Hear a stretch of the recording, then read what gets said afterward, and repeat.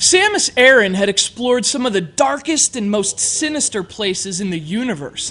Caverns where light is as faint as the screeches in the distance, organic hives where creatures hide in shadow. She'd been to places that haunt you with eerie tranquility, as well as otherworldly nightmares. Samus had seen it all, and yet she'd never seen anything like this. This is Metroid Prime 2 Echoes, and in a series known for its atmosphere and mood, this arguably captures Metroid at its darkest and most unsettling.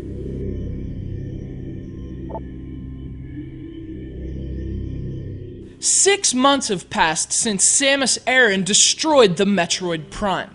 She receives word that a squad of 40 Space Marines with the Galactic Federation has gone missing after pursuing a space pirate frigate. And their last known location was the planet Ether. Of course, given her personal history, Samus is compelled to search for the squad, the 40 men who were once her comrades. Without hesitation, Samus sets course for the planet, but when she arrives on Ether, she finds an unnerving scene unlike any she'd encountered before.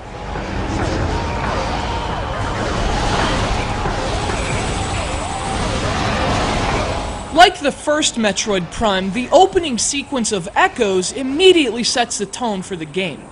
See, Samus always finds herself on strange planets. That's really nothing new, but this time she wasn't supposed to be alone.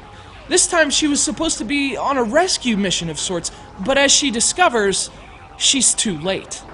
Beyond the obvious horror of bodies dangling from the ceiling, something's not right, not for Samus and not for you. Despite all the things she uncovers in her adventures, Samus rarely finds signs of humanity, at least not until she visited Ether.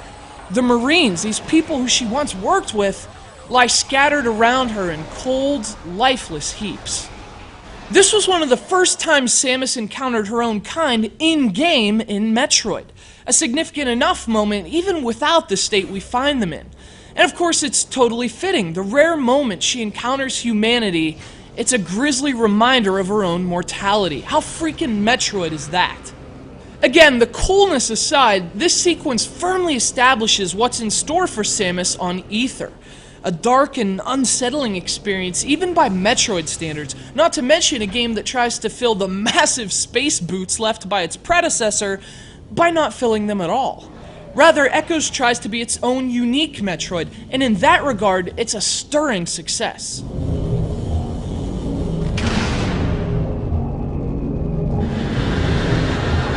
Like the original Prime, Echoes belongs to a genre all its own.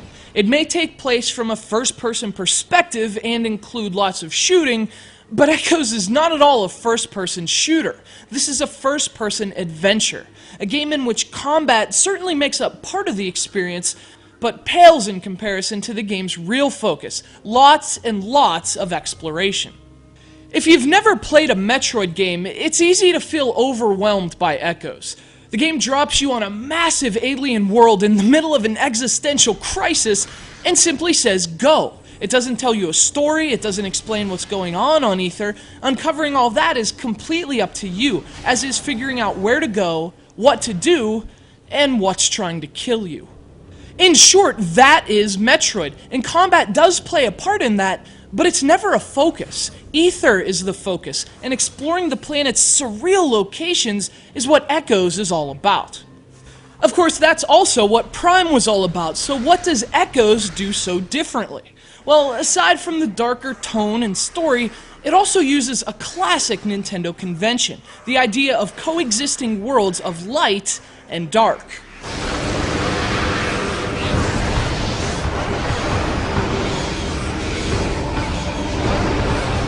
See, Ether's been split into two parallel worlds, Light Ether and Dark Ether. You have to consistently explore both worlds to progress through the game, not to mention solve some cross-dimensional puzzles. You might have to activate a control panel in Dark Ether that lowers a bridge in Light Ether, for example, and those puzzles are as satisfying and plentiful as they are challenging. But the most interesting aspect of the light and dark dimensions is that they feel so similar, yet so incredibly different. You're traveling the same planet, so in both worlds, levels have the same general structure, but just about everything else is different. The stunning art style characteristic of the designers at Retro Studios defines Light Ether, but Dark Ether has a completely different vibe, and it can often instill a real feeling of dread. In fact, the mood changes almost instantly when you realize you have to step into that foreboding world of shadow. The enemies are different, the weapons are different, the mood is different.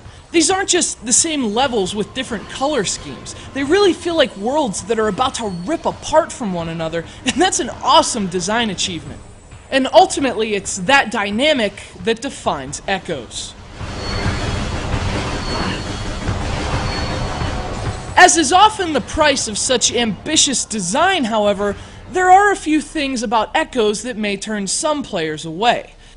For starters, it's a much slower and more methodical game than Prime, which is sort of a byproduct of the game's increased difficulty level.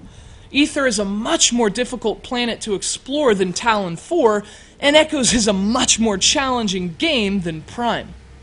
Obviously, die-hard fans will appreciate those changes, but there's obviously a sizable portion of gamers who are going to find Echoes a bit too much to chew.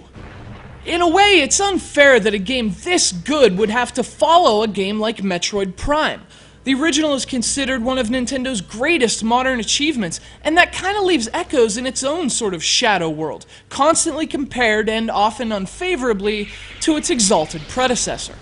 But you know, in the same way Majora's Mask offered a darker and smarter Zelda than the more traditional and revered Ocarina of Time, this game does exactly the same thing for Metroid Prime. This is a daring sequel that tries to be different, and for that alone it deserves credit. Of course, it also happens to be brilliant. One of the most unique, challenging, and eerie adventures she's ever taken, Samus Aran is at her best in Metroid Prime 2: Echoes.